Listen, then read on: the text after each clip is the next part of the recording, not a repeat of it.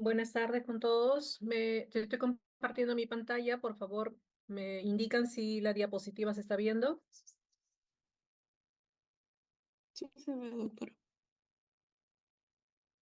Ok, muy bien. Me voy a dar inicio a la clase de enfermedades virales de la piel. Soy la doctora Beatriz Ingar Carbone, médico asistente del Hospital Nacional Hipólito Unanue de Lima. El día de hoy nos han encargado repasarle sobre el tema de enfermedades virales de la piel. Como ustedes verán, pues la piel que está a cargo de dermatología, pues tiene muchas patologías que pueden afectar y dar ciertos patrones, dentro de las cuales están pues, las enfermedades tumorales, las enfermedades inflamatorias, las enfermedades vesículos ampollares y inmunológicas. Y dentro de las infecciosas, pues tenemos las virales, bacterianas, micóticas y parasitarias, ¿no? Dentro de estas, pues vamos a revisar las enfermedades virales que principalmente tienen una manifestación predominantemente en la piel, ya que existen muchas enfermedades virales que tienen manifestaciones en diferentes órganos, inclusive la piel. Pero lo que vamos a revisar acá van a ser las enfermedades propiamente que su órgano donde se desarrolla, donde van a dar la patología, pues va a ser principalmente la piel. Dicho esto,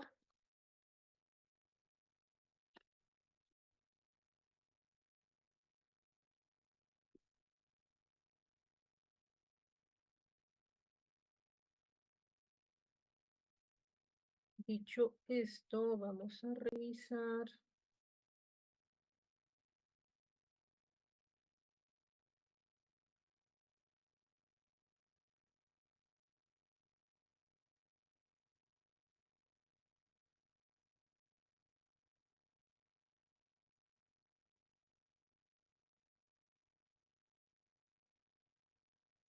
las enfermedades de la piel.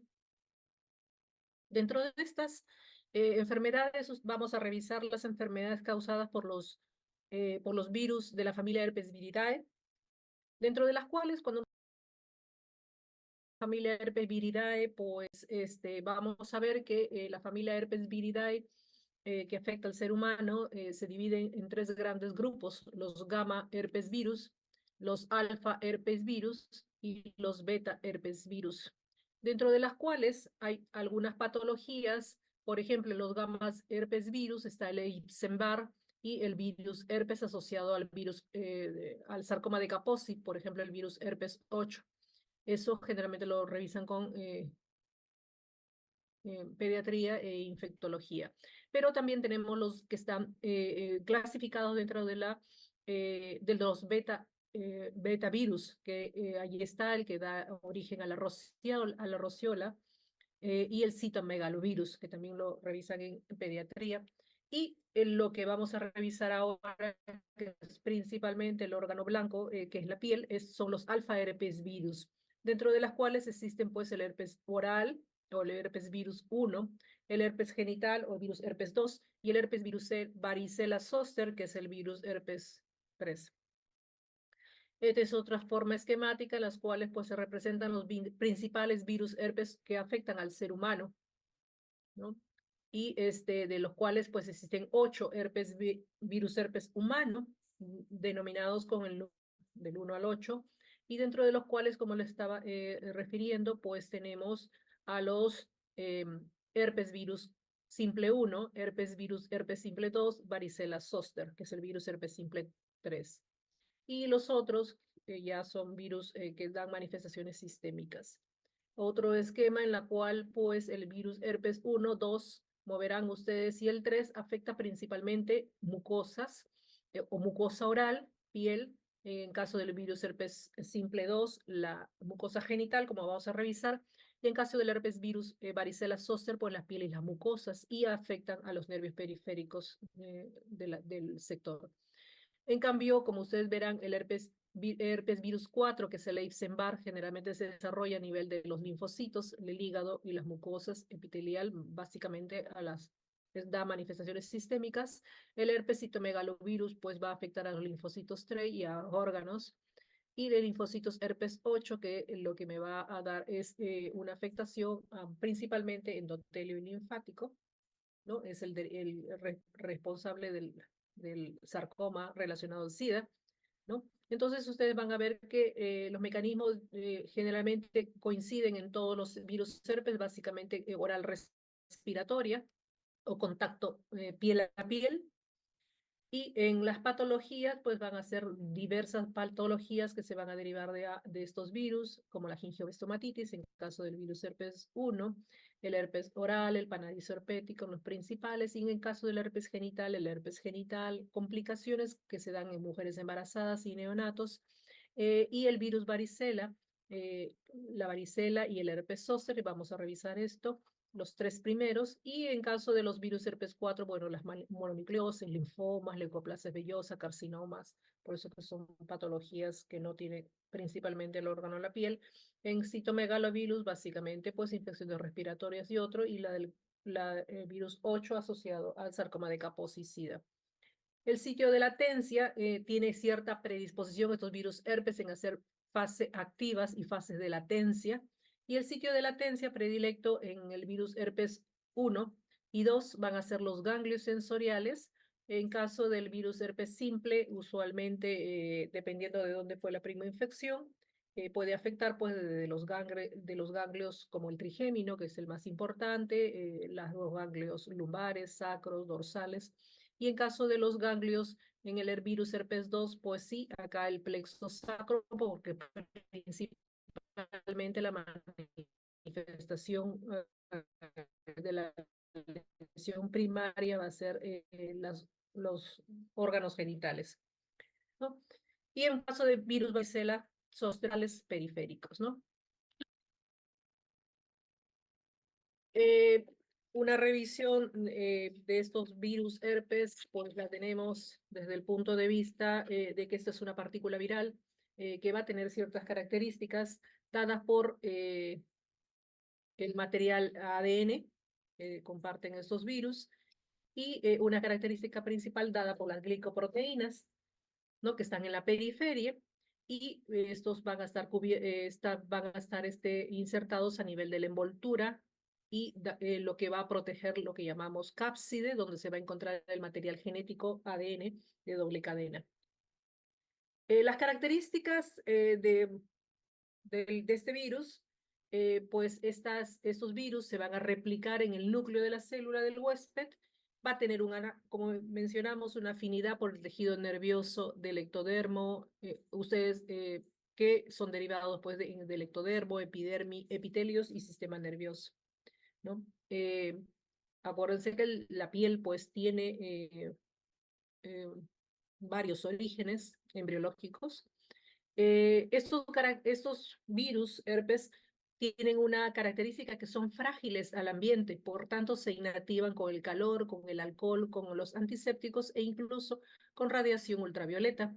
Por tanto, ustedes van a ver que estas infecciones usualmente se dan pues en zonas donde no haya estas condiciones básicas de saneamiento ambiental básico, de limpieza, de higiene, o pues tengamos grupos hacinados, ¿no? En grupos donde va a haber población hacinada.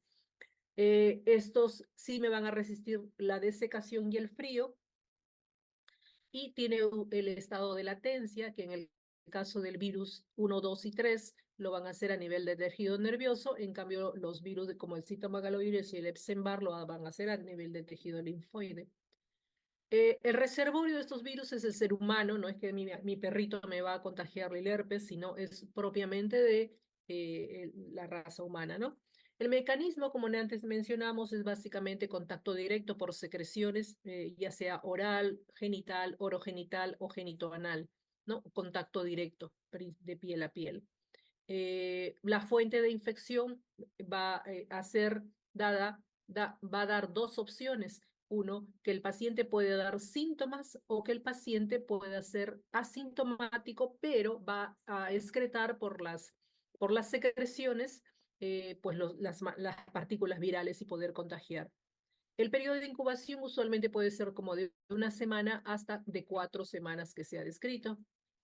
La historia natural del virus herpes simple es esta. Hay un individuo, pues, excretor que va a eliminar las partículas virales hacia un individuo susceptible, usualmente la población infantil, la que es más predispuesta a este tipo de infección, y la mayoría, pues, se ha tenido contacto con este tipo de virus. El virus herpes simple 1, como por ejemplo, va a dar lo que llamamos una primoinfección. En esas primoinfección puede darse en el ser humano la fase sintomática o la fase asintomática. La gran mayoría pues tiene la fase asintomática, ¿no? Un paciente inmunocompetente, una persona inmunocompetente. Y si hace síntomas, pues puedo tener la fase sintomática tanto en la piel o en las mucosas, como la gingivoestomatitis, un herpes genital, una encefalitis, una queratoconjuntivitis, como vamos a revisar más adelante. Luego de esta fase asintomática o sintomática de esta primoinfección, el virus va a permanecer latente a nivel de, como hemos indicado, en los ganglios sensitivos y puede permanecer muchos años, no dando sintomatología en toda su vida o pues en algún momento de su vida y usualmente con el virus herpes simple 1 tiene que ver con factores reactivantes como por ejemplo una fiebre, una menstruación en caso de las damas, un estrés muy importante, infecciones bacterianas de cualquier tipo y va a hacer que esta fase latente vuelva a hacer, expresarse en síntomas y lo que llamamos recurrencia. Y esta recurrencia o presencia del virus a nivel de la piel y las mucosas puede dar también otra vez sintomática o asintomática, ¿no? Las asintomáticas, cualquiera de ambas, sintomática o asintomática, va a hacer que el individuo secrete por sus fluidos corporales en las partículas virales y pueda volver otra vez a infectar a otro individuo susceptible, ¿no? Y así, esta es la historia natural del virus herpes.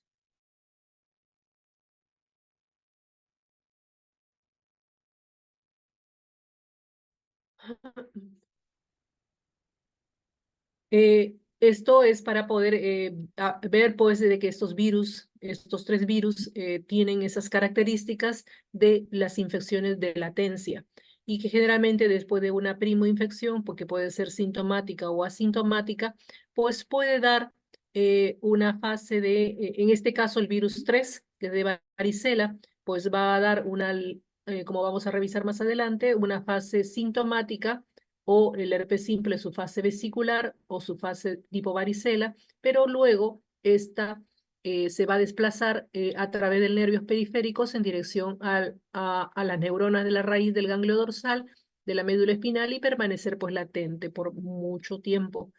Y vuelve otra vez después de esa fase latente por ciertos factores que pueden activar este virus, pues volver otra vez a hacer el desplazamiento de regreso hacia la piel, dando otra vez un proceso de recurrencia de un herpes simple o en este caso, ya herpes zóster en caso de tratarse del virus varicela zoster.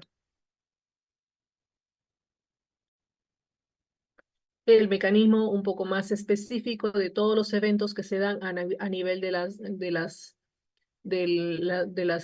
los ganglios para poder reactivarse este tipo de virus y volver a hacer a la fase sintomática a nivel de las células epiteliales de la piel. Las infecciones primarias por virus herpes simple 2, como les dije, 90% no van a presentar síntomas y esto es lo que se da, por ejemplo, en la etapa infantil de la mayoría de las personas y en las cuales pues no recuerdan dentro de su historia, cuando hacemos la recolección de datos de su historia, no recuerdan pues haber tenido algún tipo de erupción vesicular característica del virus herpes simple 1 y el 9% van a tener una enfermedad menor, ¿no? Y de esta enfermedad menor, el 1% va a tener una enfermedad, pues sí, bastante notoria y que va a discapacitar a la persona, que puede estar dado por un espectro bastante amplio de manifestaciones clínicas, como la gingivoestomatitis, que es la afección a nivel de la cavidad oral, las queratitis, el herpes genital, el eczema herpético, las encefalitis, el herpes diseminado, el panadizo herpético o el herpes de los gladiadores. Eh, Como les manifestaba, pues la persistencia se va a dar en las células ganglionares nerviosas, usualmente son ganglios sensoriales, y la recurrencia va a darse pues dando las mismas manifestaciones que como el herpes labial, el herpes cutáneo, queratoconjuntivitis, son diversas, como vamos a revisar.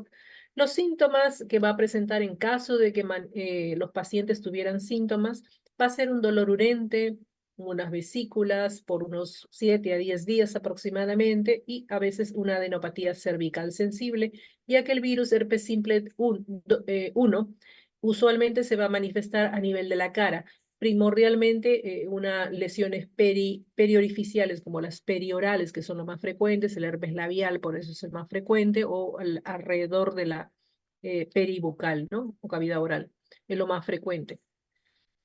Los factores encadenantes para la recurrencia de esos episodios para el virus herpes simple van a ser factores que trastornen un poco la inmunidad, pero que son factores que no son factores muy leves, ¿no? Como por ejemplo el tener un trauma, haberse expuesto, por ejemplo, eso es una de las manifestaciones frecuentes, por ejemplo, de pacientes que han tenido una insolación, una quemadura solar, por ejemplo, y que es un motivo de que se active el virus herpes simple 1. O quemaduras, o estrés, o fiebre, tienen una fiebre de cualquier origen, y va a tener a veces concomitantemente acompañando pues un herpes simple, un herpes labial, la menstruación en algunas personas, algunas damas. Entonces, esto, por ejemplo, es lo del herpes labial en niños en este caso. Ustedes van a ver, usualmente el rash es un rash vesicular ampollar sobre un área eritematosa. Usualmente es la zona de los labios, la cual es afectado y más frecuente en la población infantil. Pero estas vesículas son muy frágiles, rápidamente se rompen. Por eso es que en algunos pacientes podremos ver costras, ¿no? Lesiones costrosas hemáticas, un poco amarillentas. Acuérdense que la cavidad oral tiene muchos agentes etiológicos de muchas patologías, muchas lesiones, microorganismos saprófitos. Por tanto, pues a veces puede cursar con costras hemáticas, amarillentas y a veces sobreinfectarse a esto, ¿no? Y tener pues un impétigo a veces secundario al virus herpes. Pero usualmente tenemos un rash vesícula ampollar sobre eritema, de contenido claro, usualmente las vesículas, pero se rompen muy fácilmente y me derivan rápidamente a unas lesiones costrosas.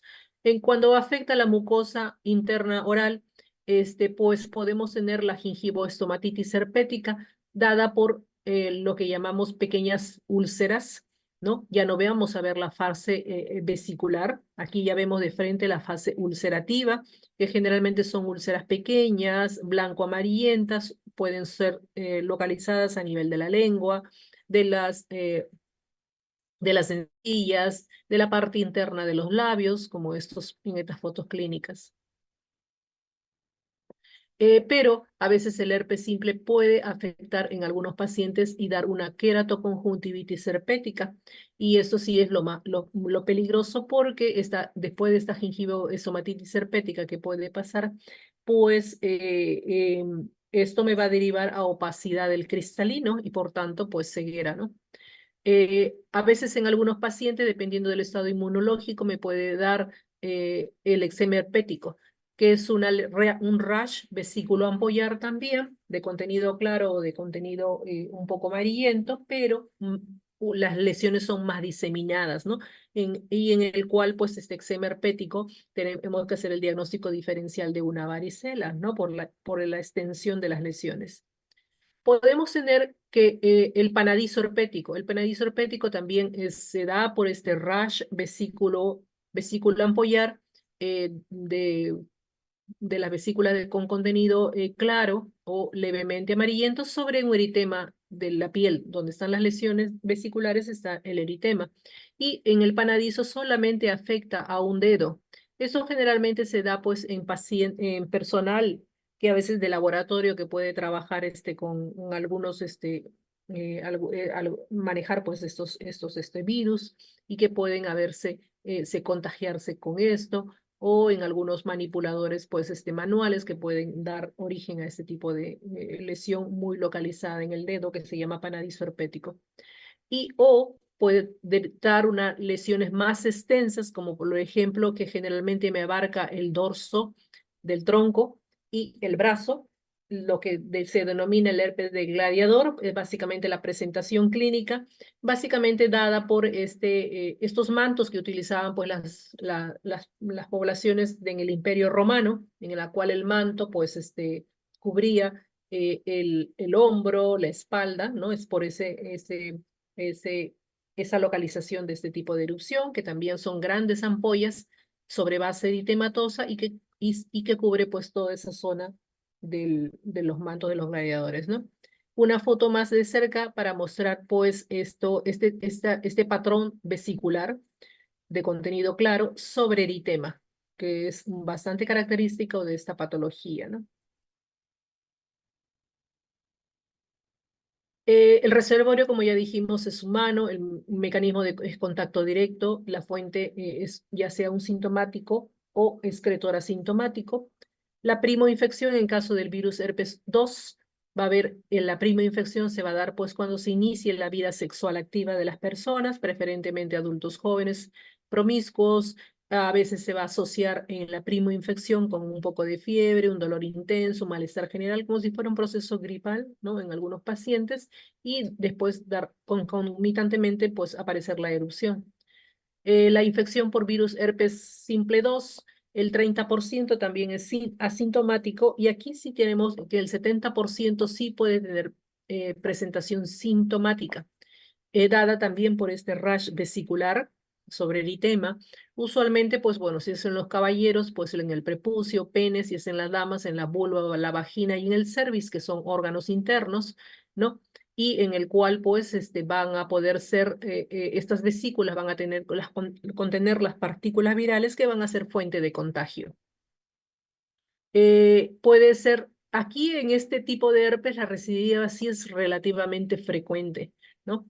Y este rash, pues, cumple un ciclo y automáticamente se autorresuelve. Por eso es que a veces muchas de las cosas pueden pasar desapercibido en la historia de los pacientes, ¿no? Porque a veces, como les dije a ustedes, las vesículas rápidamente se rompen y pasar pues como una cuestión de irritabilidad, irritación en la zona genital.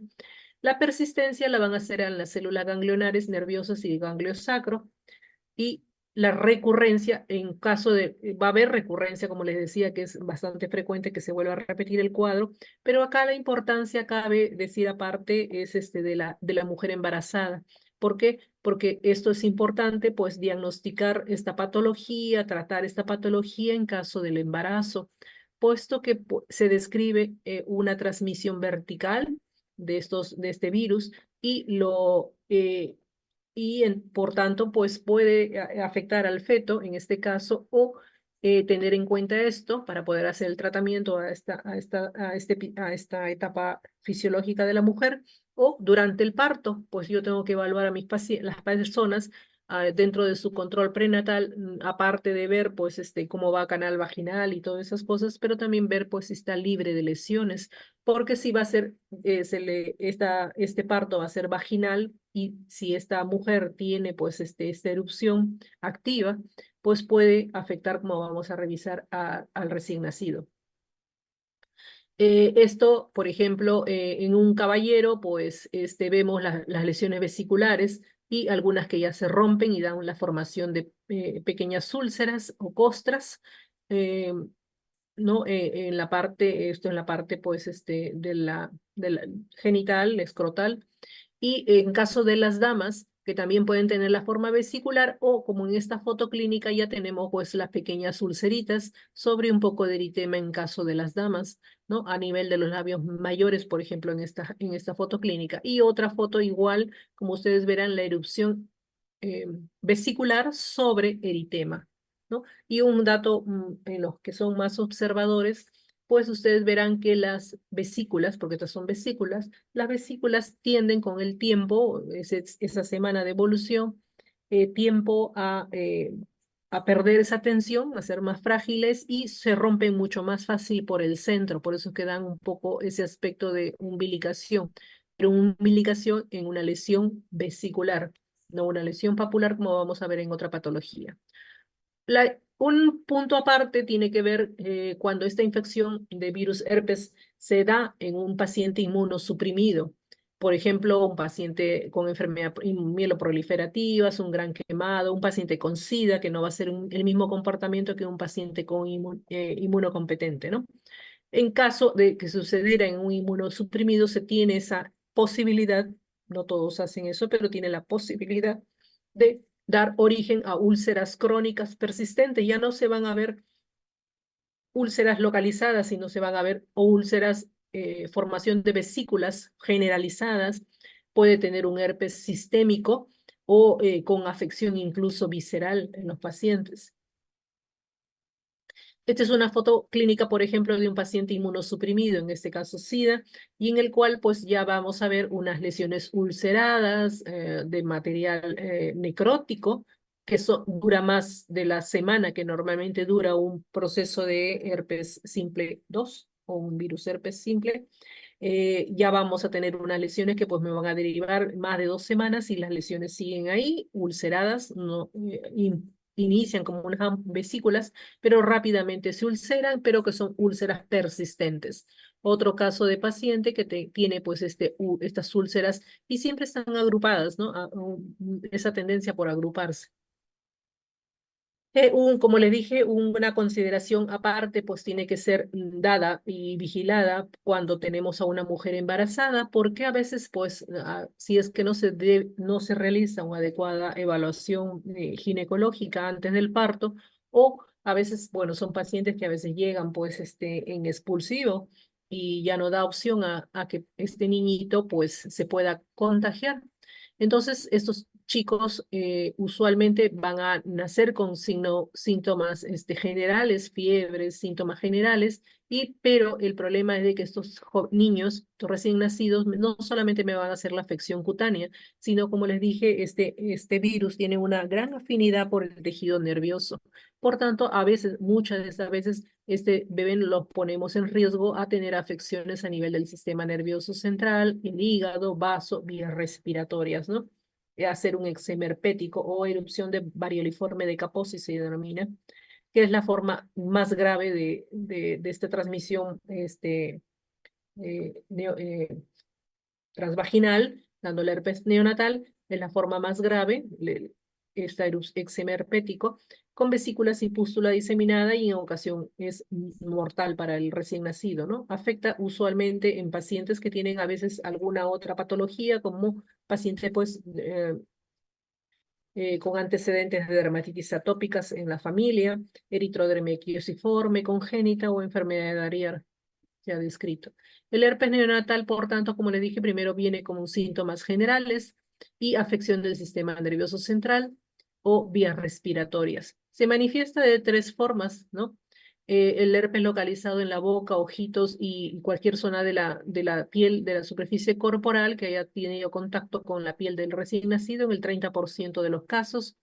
En un 45% se puede desarrollar meningoencefalitis.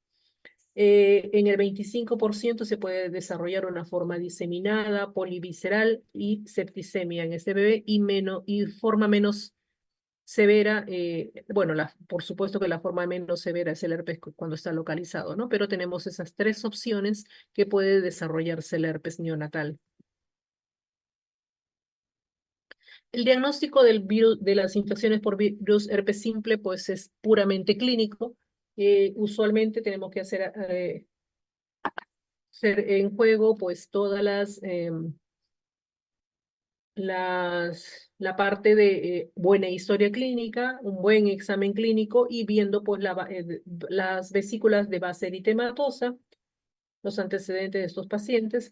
Muy pocas veces en cuanto a lo que son casos que tengamos duda, tengamos que hacer pues exámenes de laboratorio, como el PCR, en el líquido cefalorraquídeo en caso de una afección ya de nivel central, un cultivo, aunque esto es muy poco frecuente,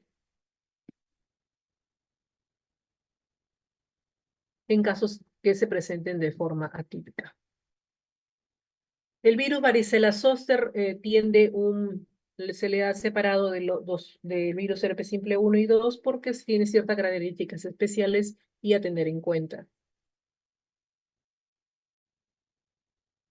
La transmisión principalmente va a ser vía respiratoria y el contacto de estos, porque usualmente se da en niños, la prima infección va a ser el contacto con las vesículas de la piel o las mucosas que están afectadas. Es de alta contagiosidad. La prima infección se denomina varicela y lo que me va a dar es el exantema infantil, ¿no? Característico. Y la recurrencia se va a denominar herpes zóster. Es benigna, muy benigna, como ustedes van a ver, pero esto no es así en caso de pacientes inmunocomprometidos. La prevención básicamente dada por la vacuna virus atenuado en el 80% de los casos. Entonces hay forma de prevenir esta patología actualmente.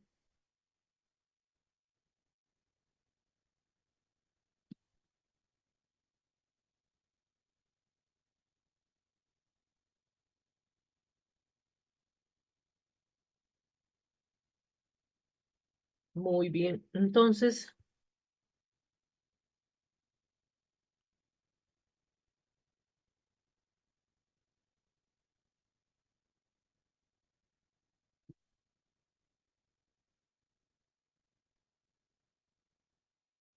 la patogenia, cómo se da la historia natural de esta virus varicela zoster, como les mencionaba, pues va a haber un contagio a través de las vías respiratorias, a través de las gotitas, ¿no? De las gotitas que nosotros hacemos para lo que es hablar, toser. Entonces, estos van a poder tener contacto con el tracto respiratorio. Luego, estos van a llegar a los ganglios linfáticos, al sistema retículo endotelial y dando la viremia, la primera viremia, y dentro de la cual aún no se van a manifestar lesiones cutáneas, sino solamente manifestaciones como fiebre, malestar general, algún poquito de secreción nasal. En esta viremia también se puede hacer el contagio y después de esto se va a localizar a nivel de las pieles, las mucosas, las lesiones, dando lesiones variadas, que como es la gran característica de esta patología, en las cuales podemos encontrar en la piel desde máculas, pápulas, vesículas, pústulas y costras. Una de las características de esta enfermedad es que puede encontrar todas estas lesiones elementales en un mismo paciente, ¿no? Entonces, y luego de eh, darse este tipo de eczema, luego estas partículas virales van a hacer el periodo de latencia a nivel de las neuronas.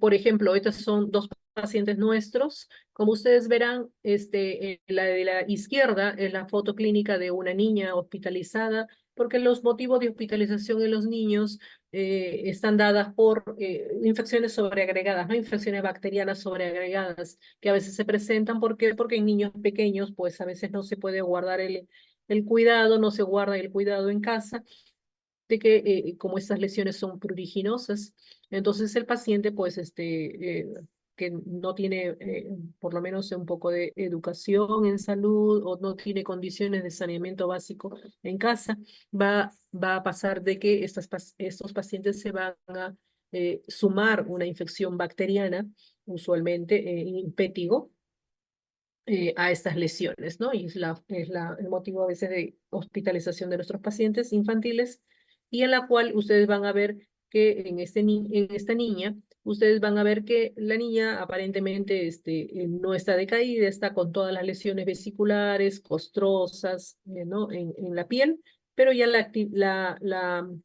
el estado general es un poco mejor que cuando recién está al inicio, que se da pues con fiebre, malestar general,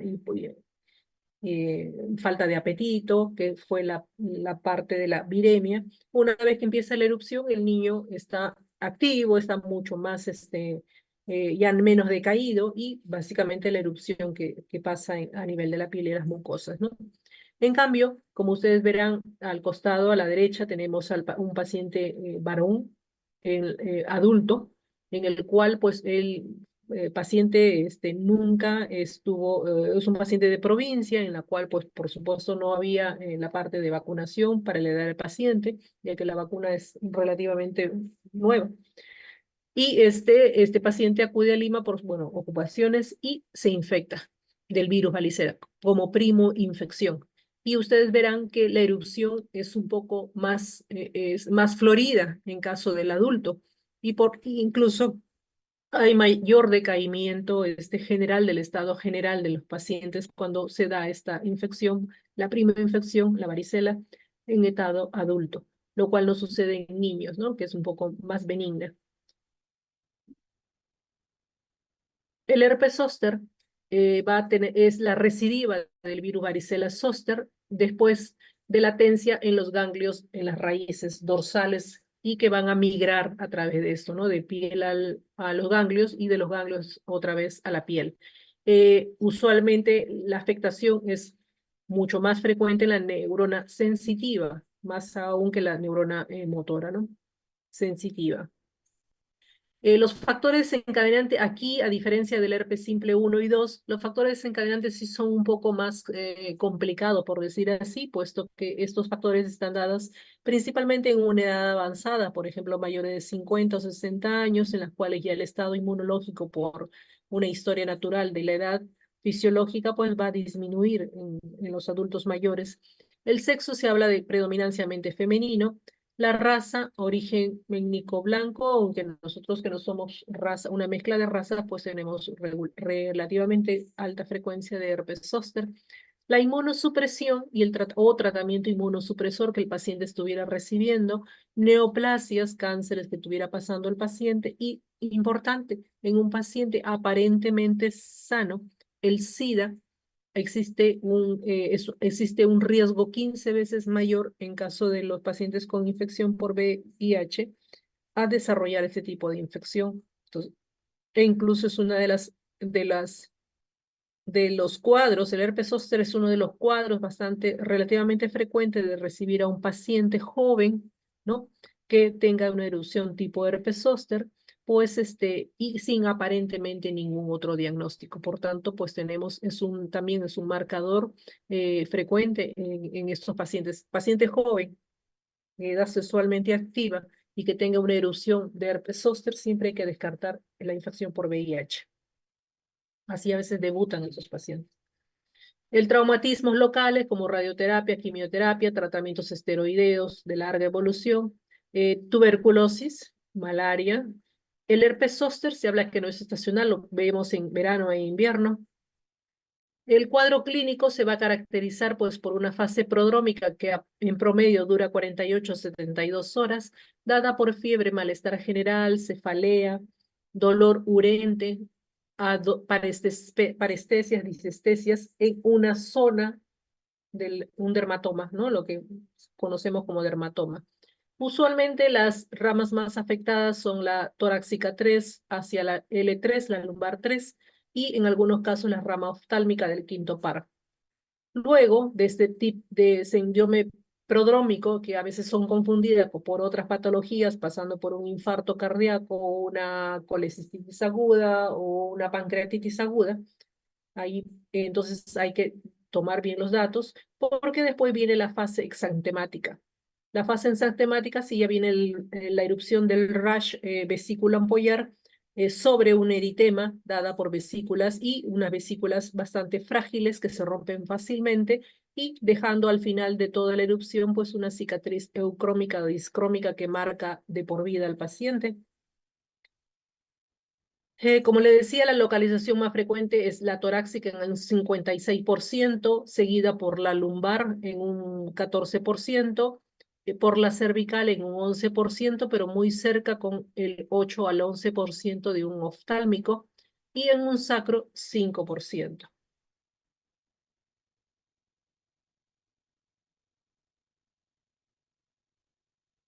Este es un paciente, por ejemplo, este sí es un paciente ya diagnosticado con SIDA, que es un joven en la cual verán ustedes que la erupción a nivel del área del trigémico, siempre una reacción vesícula ampollar unilateral, el otro lado no está afectado, unilateral, en media de mi cara. Y en este caso, pues ha tomado como dos ramas del trigémino, ¿no? Es un poco más extensa por el estado inmunológico de este paciente. Y ustedes van a ver esa erupción vesícula ampollar, algunas con contenido claro, algunas con contenido amarillento, y sobre un poco de eritema, ¿no? Está desde los párpados superiores del joven hacia la región eh, superior de la mandíbula.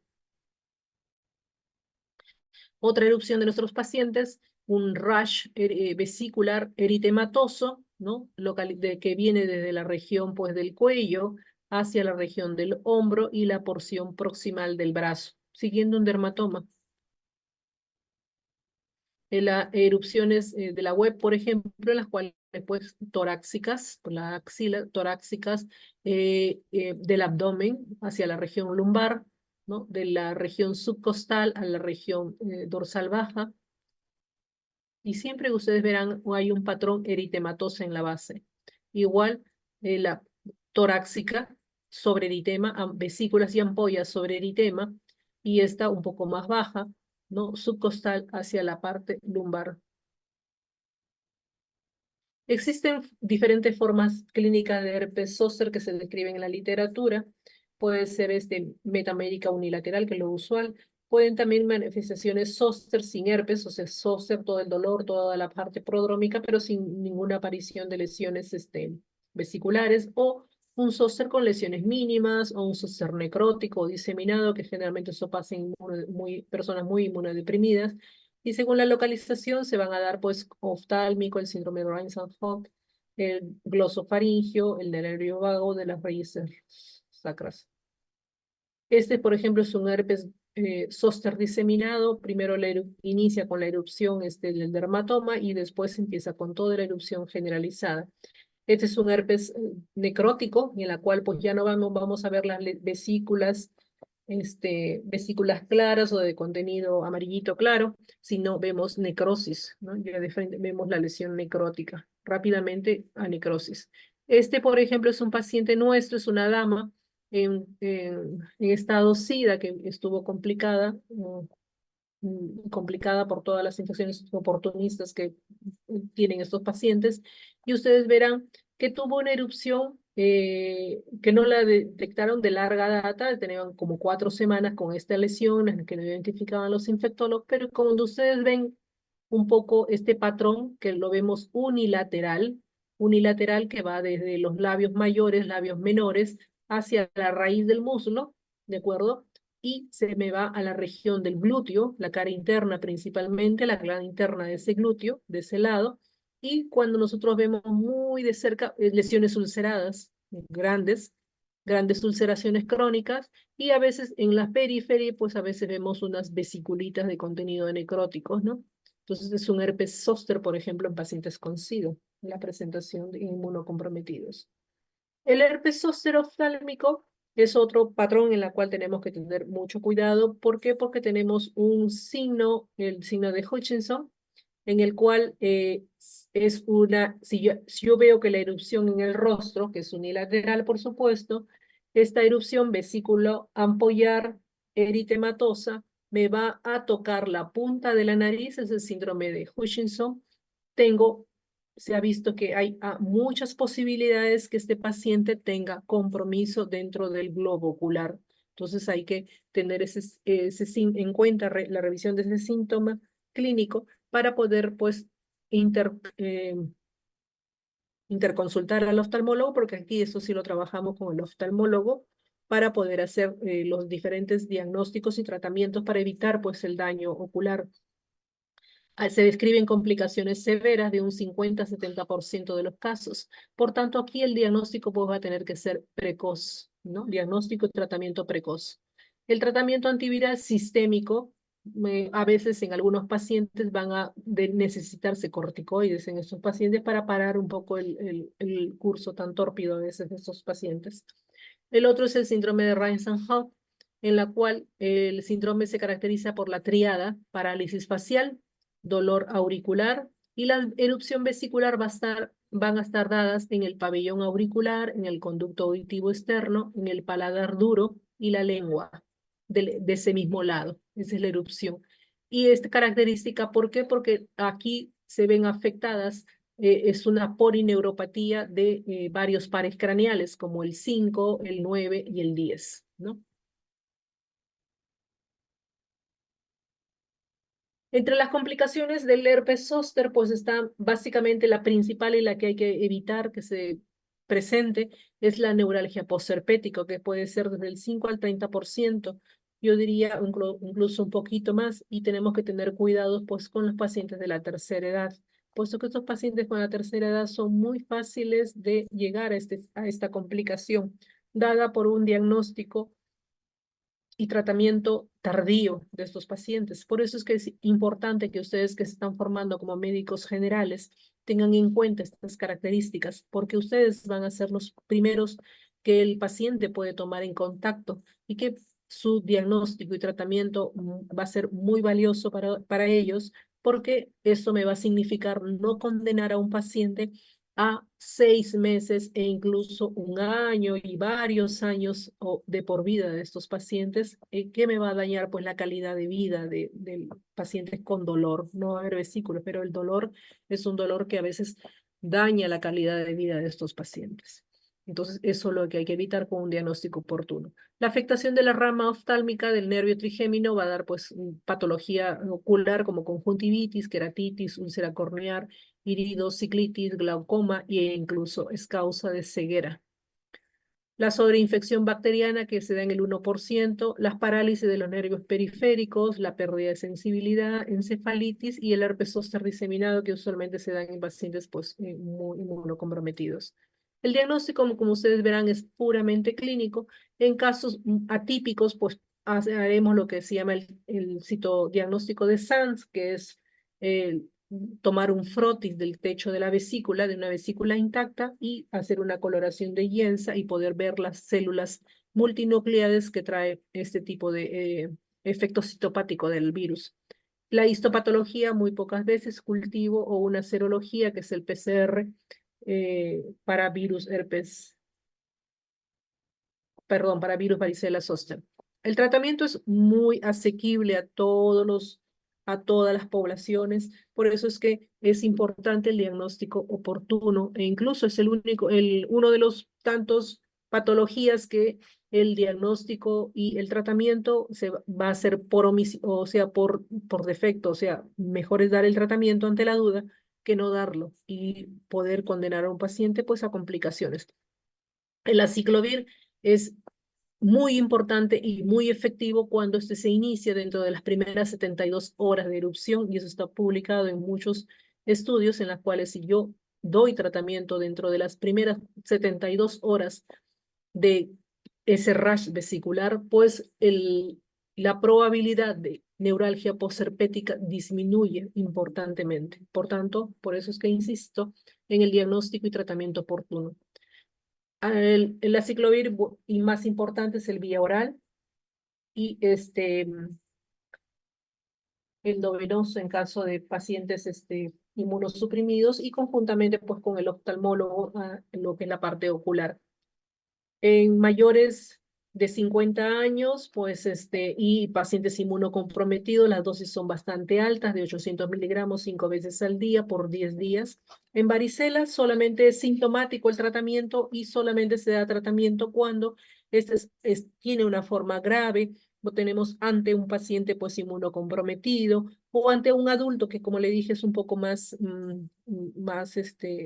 severo o perjudica a veces mucho el estado general de los pacientes. Ahí están las dosis para estos tipos de patología en caso de que tengamos que darle vía oral. La pregabalina es otro de los tratamientos, o la gabapeptina. Lo que me va a hacer es trabajar con el dolor y la prevención de la neuralgia postherpética. El mecanismo de acción es la neuromodulación, es un antipiléptico, es un análogo de la GABA, y el cual me va a bloquear el- los canales de calcio de los pacientes y de las células presinápticas, y me van a disminuir, pues, por tanto, la parte de liberación de neurotoxinas, las cuales de esa manera me va a bloquear la dispersión de la señal excitatoria neural, por tanto voy a poder bloquear esas molestias como las hiperalgesias, disestesias, que son muy fastidiosas en un paciente, me van a disminuir pues la excitabilidad neuronal patológica. Otro de los virus que vamos a revisar va a ser lo que es los pox virus. Dentro de los pox virus, que tienen manifestaciones a nivel de la piel, están que afectan a los seres humanos. Tenemos de la familia ortopoxvirus, como ustedes verán. Tenemos a la viruela del mono, o monkeypox, ¿de acuerdo? Y lo otro, tenemos al moluscus poxvirus, que lo que me va a dar origen es al molusco contagioso, dos de los más importantes para tener en cuenta. Usualmente el virus, la viruela del mono, pues sí eran animales, usualmente, ¿no? Y un huésped secundario significa pues los humanos y los monos, y la puerta de entrada es a nivel de la piel. Las manifestaciones se simulan a lo descrito por la viruela, ¿no? Con una mayor adenopatía y un brote cutáneo súbito, como vamos a revisar. Y el molusco contagioso que se da en humanos, y ustedes van a ver las características que ahora, dado a la frecuencia con el virus del SIDA, pues eso se ha vuelto otra vez a, a presentar mayor número de casos, ¿no? Porque esto era una población, usualmente se daba más en población infantil.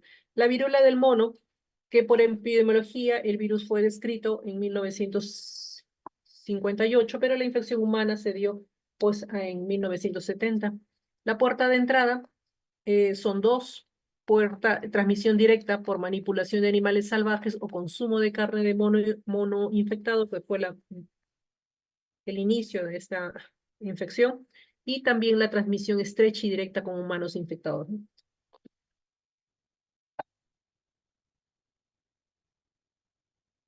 La viruela del mono, la situación, pues la manifestación de esta patología surgió pues debido a la epidemia que se tuvo últimamente en el 2022.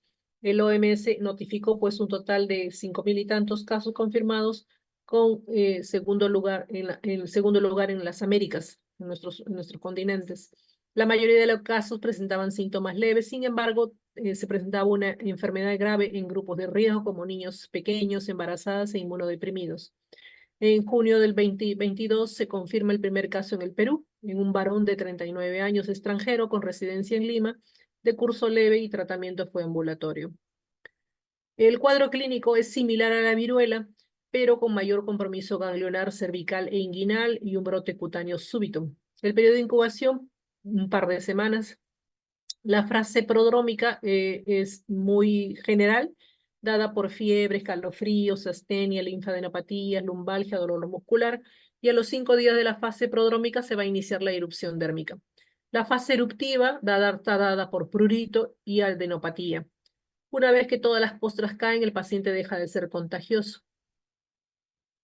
Esto es un paciente nuestro, por ejemplo, un paciente extranjero, paciente con SIDA, y viene con la erupción, ¿no? Una erupción, como ustedes verán, son de pequeñas vesículas eritematosas, ¿no? Eritematosas muy aisladas a nivel de extremidades. Otro paciente que tuvimos con lesiones a nivel región genital, por ejemplo, y ustedes verán que cursa con lesiones desde vesículas hasta lesiones pues costrosas y un poco necróticas a nivel de la región genital.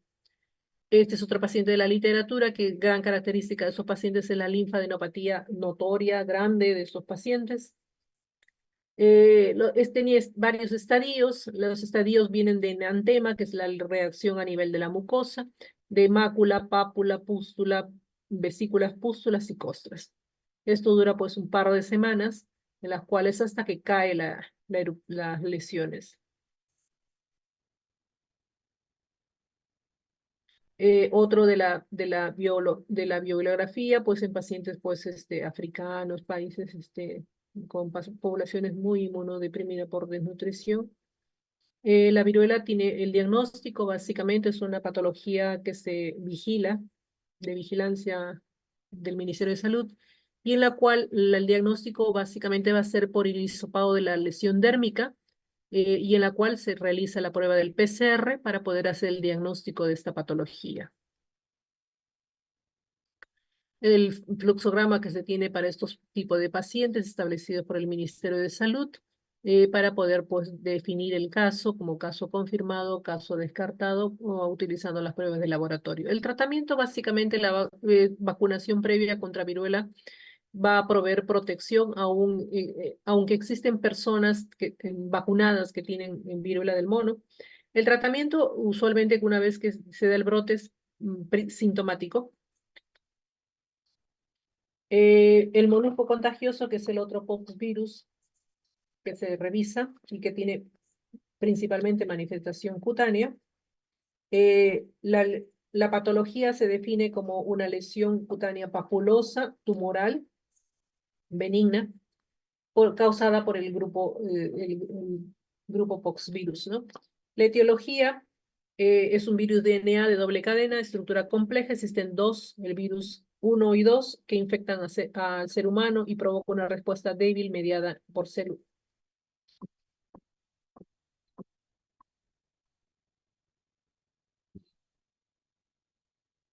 La patogenia. Este virus se replica solamente en las células epidérmicas, en la capa de Malpighi y la espinosa.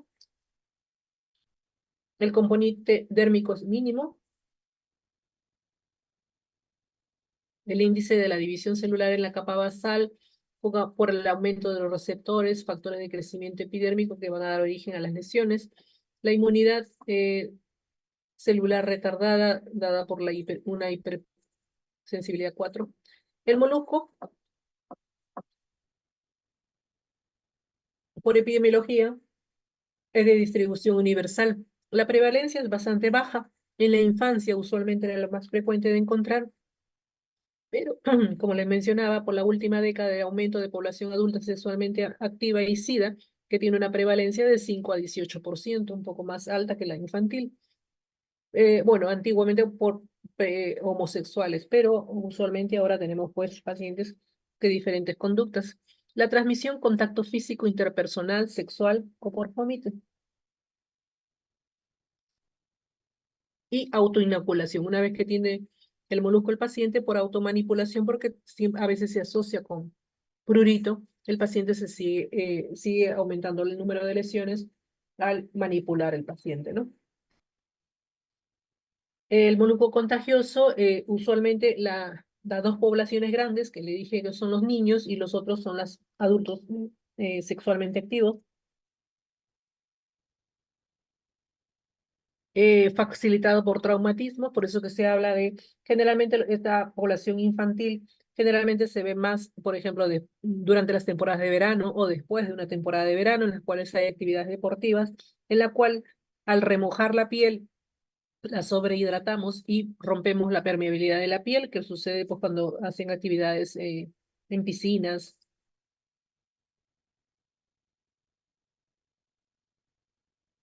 facilitada por traumatismo.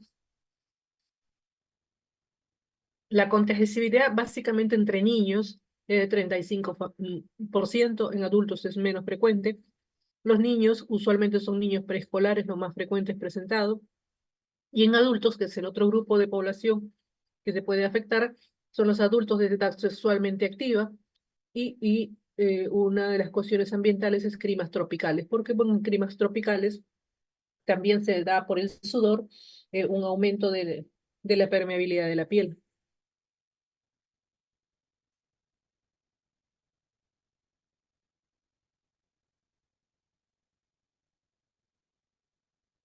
El periodo de incubación puede variar de 2 semanas a 6 meses. En inmunocompetentes, como en los niños, es autolimitada, pero esto puede ir de 6 a 9 meses. Por eso es que a veces traen a sus niños antes para tratarse por una cuestión, pues, epidemiológica, y se da por curado, pues, en 4 meses, cuando 4 meses ya está completamente sintomático. Las lesiones son bastante características. Las pápulas, estas sí son pápulas lisas, brillantes, A veces pueden ser blancas, pueden ser el color de la piel, depende mucho del fototipo de piel de las pacientes, van de 1 a 5 milímetros, se hablan perladas, color piel o color de la piel, básicamente, umbilicadas al centro. Esa es la característica. En niños, la distribución va a diferenciarse. En niños, por ejemplo, en las áreas donde ellos manipulan, como es la cara, tronco y extremidades. En adultos, sí, aquí generalmente la región anogenital, de acuerdo a la actividad sexual, es muy raro, pues en palmas y en plantas. En niños, como ustedes verán, es esa pápula. Este es un niño un poco de fototipo claro. Y ustedes van a ver que las pápulas son más rosaditas o pueden ser más blanquitas eritematosa, pero una de las características es la umbilicación, como si tuviera un ombliguito en el medio. Esto es un niño, porque son pequeñitas pápulas, que porque es también zonas donde puede rascarse la persona, son pequeñitas, entonces es un poco que habríamos que también ver la parte de historia del paciente, ¿no? Y en caso de adultos, ya las lesiones son puras, porque este es un adulto, ¿no? ¿Cómo se llama? Características sexuales de adulto. Eh, las lesiones pueden ser incluso iguales, pero incluso aquí sí pueden ser mucho más grandes, ¿de acuerdo? Y a veces en algunos pacientes pues hay que hacer una biopsia para poder diferenciar porque estas lesiones a veces pueden confundirse en pacientes adultos con otras patologías como la histoplasmosis o criptococosis cutánea, que son otras patologías y eso no se puede diferenciar a veces clínicamente, por ejemplo, en pacientes con VIH. El molusco contagioso es puramente clínico. En ocasiones, como les decía, vamos a poder tener que hacer biopsias, ¿no? Y en la cual lo que tenemos que buscar es el cuerpo de inclusión, que son esas lesiones rosaditas, que es el efecto citopático que se ve en la epidermis, que es los queratinocitos van a ser reemplazadas por estas lesiones rosaditas, que son los cuerpos citopáticos, cuerpos de inclusión, perdón. Y en algunos casos, pues, anticuerpos, que no se usa mucho. Otra foto clínica de estos, en las cuales pues se ve ese efecto en los queratinocitos, por la invasión de los queratinocitos, ese efecto citopático, que son los cuerpos de inclusión. Diagnóstico diferencial, pues con todas las papulitas, quiste de Emilia, foliculitis, verrugas, varicela, granuloma piógeno, queratocantomas, los cánceres. El tratamiento básicamente aquí es por curetaje o crioterapia hasta quitarse las lesiones. A veces en los pacientes que no podemos a trabajar, pues niños muy pequeñitos, a veces trabajamos lo que llamamos queratolítico, que son sustancias que lo hacen en casa, ambulatorios, para poder hacer que se caigan lesiones. O en algunos casos, pues vaporización por láser. Sistémicos inespecíficos en algunos casos funciona, como la grisofulvina, rifampicina, puba, radioterapia. Y otro es el imiquimod, que es otro tratamiento tópico y ambulatorio en casos en los cuales no podemos hacer procedimientos o combinados. La otra es la infección por BPH, que es papiloma humano.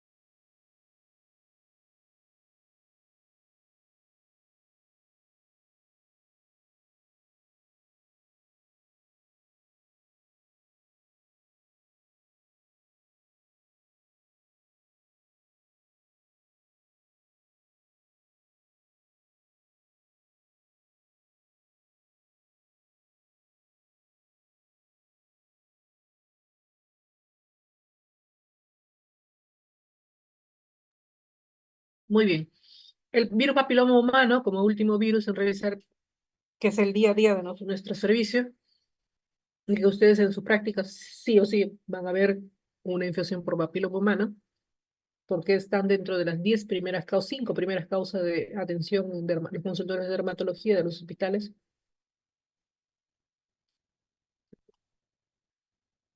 Por definición, las verrugas son manifestaciones cutáneas o mucosas, de piel mucosas, causadas por la infección en el epitelio escamoso estratificado cornificado de la piel o no cornificado de las membranas mucosas por papiloma virus humano.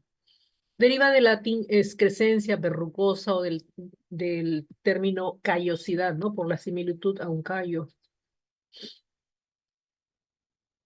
Tienen diferentes formas de acuerdo a la localización. Clínicamente tienen diferentes formas, dando por las verrugas vulgares o comunes, las verrugas plantares o plantaris, las planas o aplanadas que se dan más en la cara, las verrugas genitales o condiloma acuminado.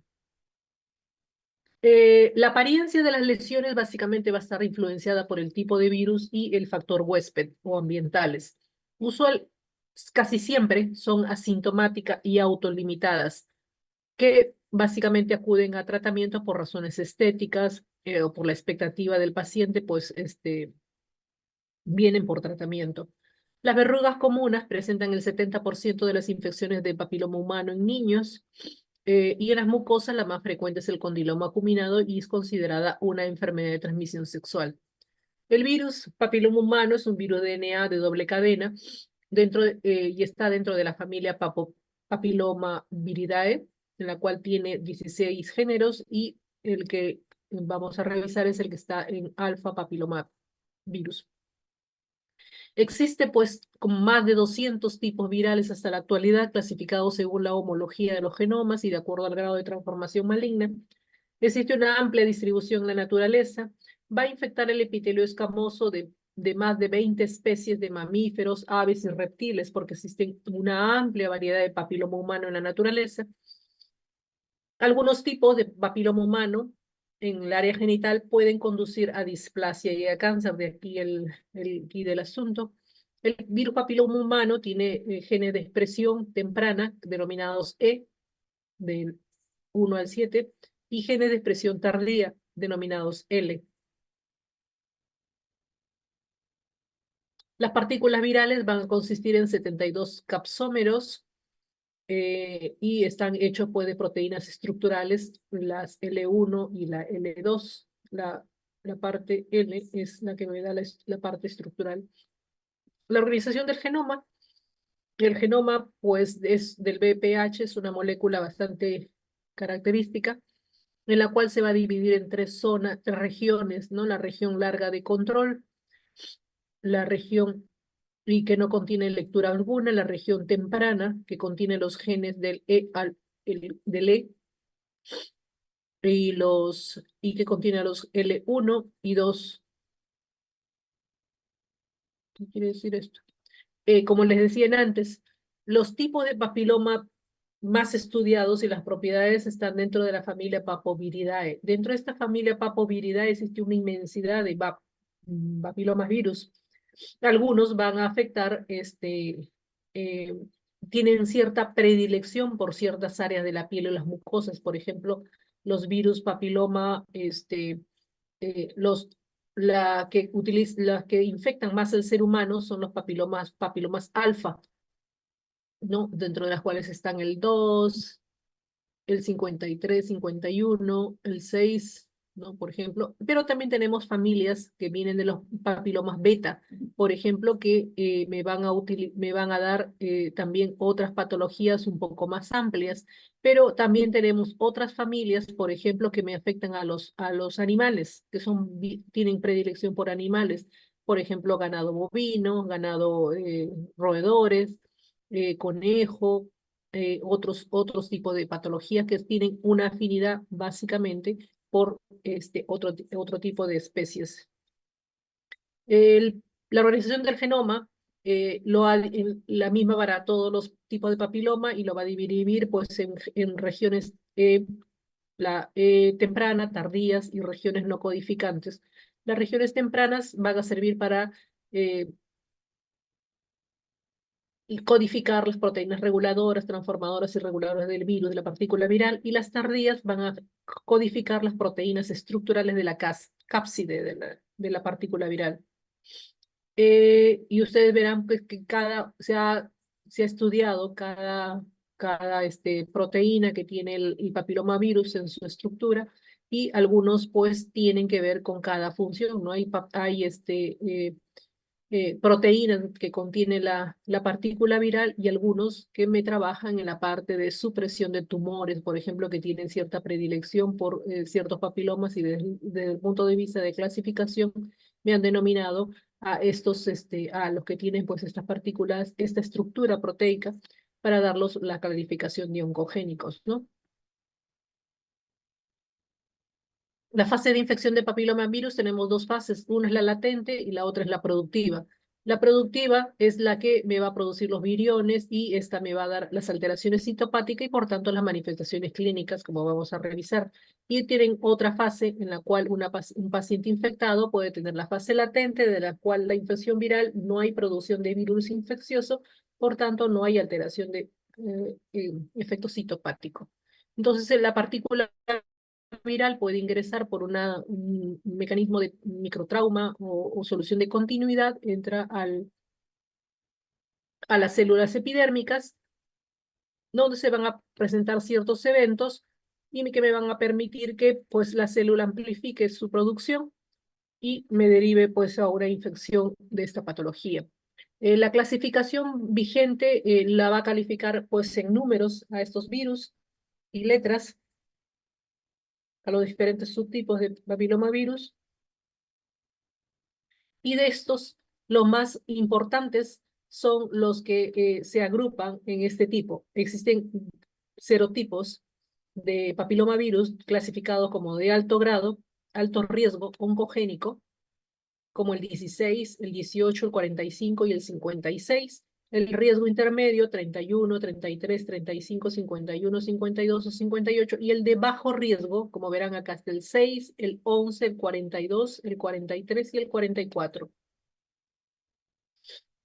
Entonces, esto es una clasificación para los virus oncogénicos, en las cuales pues existe en algunos pacientes una lesión subclínica, en algunos pacientes que tienen susceptibilidad genética van a hacer una persistencia de este tipo de lesiones, en otras personas van a aclarar, porque eso va a depender mucho de la cuestión de inmunidad del paciente. Es un juego entre eh, las características de la partícula viral, la virulencia y la inmunidad del huésped, para que pueda desarrollar por los diferentes, y la partícula viral que sea esta oncogénica, para poder desarrollar los tipos de cáncer a nivel genital. La epidemiología, el 10% se puede dar en niños, en adolescentes, en vida sexualmente activa. Existe una alta incidencia actualmente pues, por la iniciación de actividad sexual temprana. No existen diferencias de sexo. Habla de una cura espontánea por infección por papilomavirus después de los 2 años sin tratamiento en el 40% de los niños. Por eso es que se le mencionaba que se describe el curso autolimitada en caso de infección por papilomavirus. Y, como le dije, casi todas son asintomáticas, a excepción de las plantas y las regiones periunguiales, que sí, el paciente viene por dolor plantares, el resto son asintomáticas. Se extiende por contacto directo de persona a persona o indirecto por fomites, ¿no? Superficies contaminadas, ¿no? La vía de infección del medio ambiente ocurre principalmente a través de una piel macerada o contacto con sustancias ásperas, comunes en piscinas, lavabos, ¿no? Tiene que haber una solución de continuidad para que el virus atraviese la piel. Los tipos clínicos de verruga van a responder, como le digo, de la presentación clínica, y la respuesta al tratamiento van a depender de esto. Por ejemplo, pues tenemos diferentes tipos clínicos de las verrugas, como las verrugas vulgares, planas, intermedias, las verrugas plantares, las verrugas en mosaico, que son las anogenitales, las verrugas orales. Y ustedes verán que hay diferentes, vamos a revisar, diferentes papilomavirus asociados a este tipo de manifestación clínica. Por ejemplo, las verrugas anogenitales, por ejemplo, lo más frecuente es el 2, el 6 y el 11, que son los serotipos que pueden originar este tipo de papiloma. Acá vemos en las fotos clínicas las verrugas que son frecuentes en los niños, que son las verrugas vulgares o comunes, y ustedes van a ver que se puede desarrollar desde pápulas a realmente placas y tumores de color un poco hipocrómico, a veces grisáceos, a veces rojos, pero que dando ese aspecto rugoso, de consistencia bastante firme y lesionando, dañando zonas pues, de alto contacto como las manos, la cara, donde llega el paciente.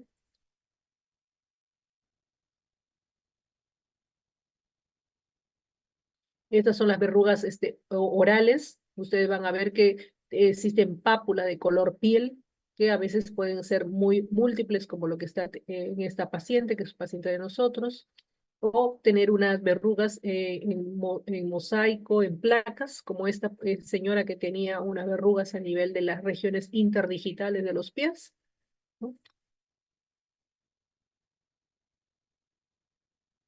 O tener estas son las verrugas que duelen, el paciente viene por dolor, el otro viene por vergüenza porque lo manda a su colegio, porque lo manda pues su familiar. Estas sí son las que son dolorosas, que son alrededor de la región periungual, que pueden ser laterales, pueden ser proximales o pueden ser distales. Y estas son las otras, que son las verrugas plantares, que a veces pueden ser confundidas con callos, pero a diferencia de los callos, estos son muy dolorosos y causan problemas a la deambulación del paciente. Otra foto clínica de las pápulas color piel de las verrugas orales, ¿no? De las pápulas verrugas orales, que usualmente se da pues en la cara interna de los labios, puede estar en los carrillos también, las partes laterales. Las verrugas anogenitales usualmente tienen una importancia, básicamente, como les dije, la mayor frecuencia de serotipo que se presenta aquí es la 1, la 6 y la 11, que felizmente son de bajo potencial oncogénico, pero pueden causar el condiloma acuminado gigante o el tumor de Blueskin-Lowenstein, que este es un carcinoma de células escamosas in situ de bajo grado de invasión local que se presenta a veces en pacientes por el tipo de virus que los afecta. Esta es una verruga genital en la cual pues ustedes van a ver pápulas o vegetaciones vegetaciones rugosas, color de la mucosa, que tienen ese aspecto en picos, ¿no? Las terminaciones en picos, por eso es que le llaman condilomas acuminados, o ser un poco más redonditas. Este es dos pacientes nuestros. El paciente de la izquierda es un paciente con SIDA, y teníamos pues un montón varias lesiones papulares hiperpigmentadas y la mayor, que era un tumor vegetante, que es el condiloma gigante, que cubría todo el glande, ¿no? Este paciente sí llegó a ir a cirugía porque pues no, esos pacientes que tienen lesiones muy grandes no responden a los tratamientos habituales. Esta sí es una dama en la cual pues todo el labio mayor está reemplazado por una placa verrucosa, una tumoración verrucosa que la tiene desde la región de la región genital hasta la región anal. Esta es una paciente que hasta el momento está negativa, es un paciente, lo único comorbilidad que tiene es la obesidad. Entonces, pues, el BPH versus riesgo congénico, pues, se ha visto, pues, de que existen infecciones cuello uterino, que usualmente las mujeres son las que son a veces afectadas por este tipo de virus oncogénico y derivan posteriormente a cáncer de cervix. Entonces hay infecciones, pero a veces el mismo organismo lo puede eliminar, pero a veces estas lesiones precancerosas van en evolución a dar los diferentes tipos de patologías in situ o llegar a un carcinoma pues cervical, ¿no? Estos son las patologías cancerógenas. Esto, por ejemplo, este es Keirat, esto es la eritroplasia de Keirat, que ustedes verán una placa eritematosa brillante que cubre casi todo el glande, es de la enfermedad de Bowen, ¿de acuerdo? Que es una placa grandota, a veces se confunde con psoriasis en algunos pacientes, que cubre que es una forma de progresión de cáncer in situ en algunos pacientes derivado de papilomas, y esta es la populosis bowenoide, en la cual a veces confunden con pequeñas verruguitas en la piel, lo que tiene este paciente también, es la papulosis boboinoide. El diagnóstico de las verrugas es usualmente clínico, no crecen cultivos celulares. La histopatología me va a dar una epidermis acantóstica, eso es lo que voy a enseñar acá. Me va a dar una epidermis con hiperplasia, gruesa toda la epidermis es más gruesa, y cuando se ve dentro de la epidermis, se ve estas queratinocitos que han sido reemplazadas por estas formas que se llama coilocitos, ¿no? Que parecen como unos huevitos fritos con la yema al costado. Ese es el efecto citopático que se ve en las infecciones por papilomavirus. Diagnóstico diferencial será pues con callos o cualquier tipo de lesión tumoral, papilomatosis, acrocordones, moluscos, queratosis seborreica, carcinoma escamocelular. Los tratamientos, la decisión a tratar esas verrugas van a estar basados en el deseo de tratamiento, si las lesiones son dolorosas, sangrantes, desfigurantes o discapacitantes, y cuando se asocia pues a otras molestias como prurito, ardor, dispareunia, en caso de las verrugas genitales. Las verrugas va a depender, pues, si son verrugas grandes, verrugas numerosas, si ya tienen displasia cervical asociada al BPH, la prevención en la propagación, verrugas en pacientes inmunocomprometidos con potencia de desarrollar carcinomas espinocelulares, ¿se acuerdan? ¿Qué es espinocelular? Las lesiones consideradas premalignas como la epidermoplasia verruciforme o el tumor de Buschke-Lowenstein, que es el condiloma gigante, condiloma combinado gigante, el tratamiento de verrugas visibles con riesgo de infección a sus parejas, ¿no?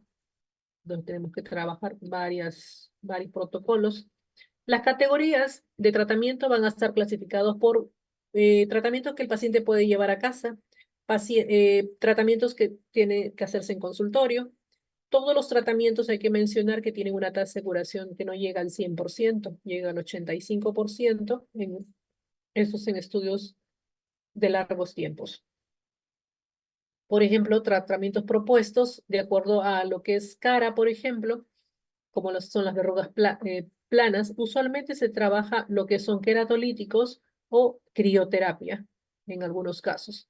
Curetaje tal vez en algunos, pero electrocirugía en ciertas zonas que son como la cara, pues ya han dejado de ser utilizadas cuando las lesiones son muy grandes y me van a dejar más bien una cicatriz mucho más discapacitante.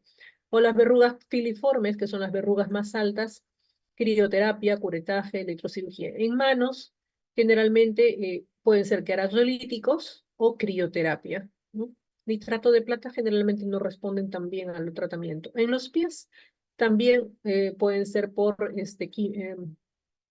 queratolíticos, que son sustancias que nosotros vamos recetando, o crioterapia. Como ustedes verán, la crioterapia se multiplica rápido. Y en cuerpo puede ser por curetaje, cauterización, como son zonas más ocultas. Generalmente las cauterizaciones actualmente están dejadas de usar últimamente porque el tratamiento de elección es principalmente crioterapia, salvo que el paciente que sea muy pequeñito y no quiera, porque la crioterapia duele y necesita cierto protocolo de trabajo. Ya trabajamos los queratolíticos o combinamos ambos tratamientos. Las cauterizaciones generalmente se derivan para verrugas recalcitrantes y las cauterizaciones pueden ser o con el equipo de radiocauterio mm, común y corriente o con láser, ¿no? Ambas tienen el problema de que las partículas virales se vaporizan, o sea, es un riesgo para el operador que hace las cauterizaciones, que tiene que pues, utilizar ciertos elementos de protección, porque se ha visto relacionado mucho en caso de los médicos tratantes o el profesional tratante en causar carcinoma laringio, en caso de que este papiloma sea pues oncogénico. No existe ningún tratamiento único, completamente infectivo. Ustedes verán que a veces tenemos que estar combinando tratamientos y los diferentes tipos de verrugas y lo que requieren bastantes diferenciaciones. Nosotros vamos escogiendo los tratamientos de acuerdo al tipo al caso, la localización, al estadio del paciente, a la edad del paciente. Y tener en cuenta que también puede regresionar espontáneamente. La única forma de prevención existe actualmente. Existen dos vacunas, ¿no? ambas vacunas me van a prevenir el 95% de las infecciones cervicales porque el objetivo de la vacuna es básicamente proteger contra la infección de virus oncogénico. Principalmente esa era la opción, por eso que la primera vacuna tenía el 16 y el 18, pero pueden dar pues una protección cruzada con los otros tipos de virus oncogénicos, ¿no? Pero actualmente lo que se indica antes era la bivalente, que solamente tenía el 16 y el 18, como el Cevarix, que se aplicaba pues a mujeres en edad sexualmente activa. La tasa de sobreconversión es 100%, tres dosis. Pero actualmente se tiene dos tipos de vacunas, que es el Gardasil. Una de ellas tiene 6 serotipos, pero la más completa es el Gardasil 9, que es la que tiene 9 serotipos, dentro de las cuales está el 6, 11, 16, 18, 31, 33, 45, 52 y 58. Son 9 serotipos de partículas virales que protege. Y como ustedes verán, aquí se incluyen no solamente los oncogénicos, sino el 6 y el 11, que son los que frecuentemente dan origen a las verrugas genitales, ¿no? Esto usualmente se da, pues, el Ministerio de Salud cobertura solamente a las mujeres en edad escolar, menores de edad, pero puede ponerse, pues, en cualquier adulto que ya inicia vida sexual activa para poder eliminar, por lo menos prevenir este tipo de lesión. Se habla de un 99% tras las 3 dosis, ¿no? Y a los 5 años el 98% de protección hacia el 16 y el 65 al 18, ¿no? Por tanto, como le dije, decía, lo ideal pues es aplicarlo en las niñas, que es el grupo, el objetivo por evitar el cáncer cervical, para poder, en niñas antes de la actividad sexual, ¿no? Que lo recomendable, pero puede ponerse en un adulto para poder prevenir ese tipo de infecciones.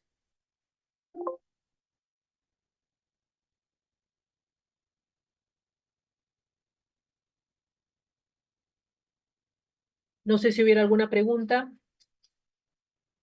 Con eso terminamos lo que es infecciones virales de la piel.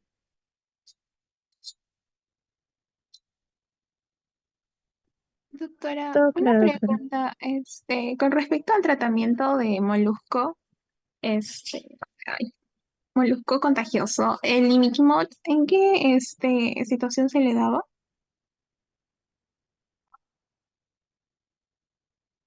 A veces lo podemos estar tratando como monodosis, o sea, solamente ese tratamiento. ¿Por qué? Porque le dijimos que el imiquimod es un inmunomodulador en el caso de infecciones virales.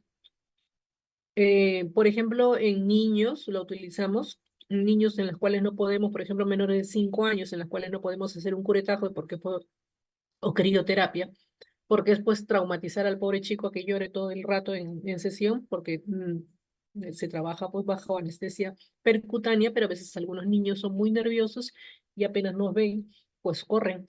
Entonces, por ejemplo, en pacientes que no podamos trabajar tratamientos de procedimientos en casa, podemos utilizar el Imigmod. En otros casos lo utilizamos, por ejemplo, conjuntamente en pacientes ya adultos, en las cuales, por ejemplo, tan igual como papilomavirus, tengamos múltiples lesiones y en las cuales tengamos que utilizar dos mecanismos de tratamiento, ¿no?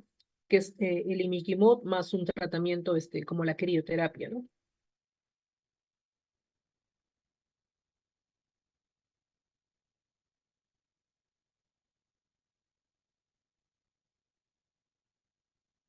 Doctora, y el primer tratamiento que era el curetaje, me parece, Ujú. ¿es parecido a la crioterapia o No.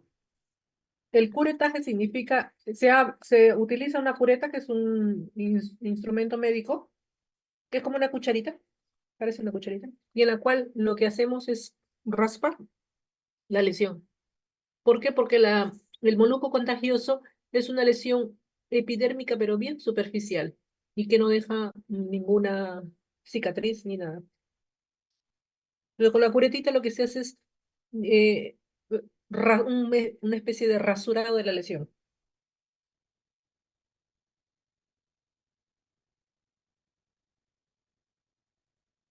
Gracias, doctora. ¿Alguna pregunta adicional?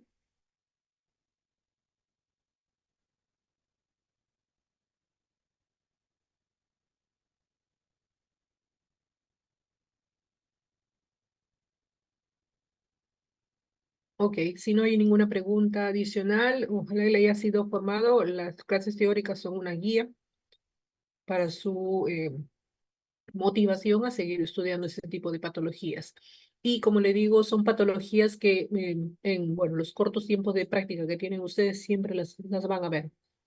Y como les decía a ustedes, ¿por qué? Porque hay muchas cosas que ustedes pueden trabajar desde el punto de vista de médicos generales. Y lo otro, en caso del herpes zóster, es una cuestión que se les incide a ustedes porque, como les vuelvo a repetir, pues para que un paciente con herpes zóster de aquí hasta que llegue al hospital, que es un hospital de tercer nivel, pues recorrió como un par de semanas. Y ustedes saben, ya les dije a ustedes, que el herpes zóster requiere, y bueno, el herpes zóster se manifiesta muy frecuentemente, muy frecuentemente en los pacientes de tercera edad y a veces cuando vienen, ya vienen pues con la fase casi ya de eruptiva en remisión, pero más vienen pues con esa dolencia que los mortifica y no los deja dormir, inclusive de la neuralgia postherpética. Por tanto, ahí tenemos que incidir mucho en nuestros diagnósticos y tratamientos rápidos, que usualmente pues van a asistir a los establecimientos de primer nivel, independientemente de la especialidad que ustedes hagan, tratar estos pacientes de forma oportuna.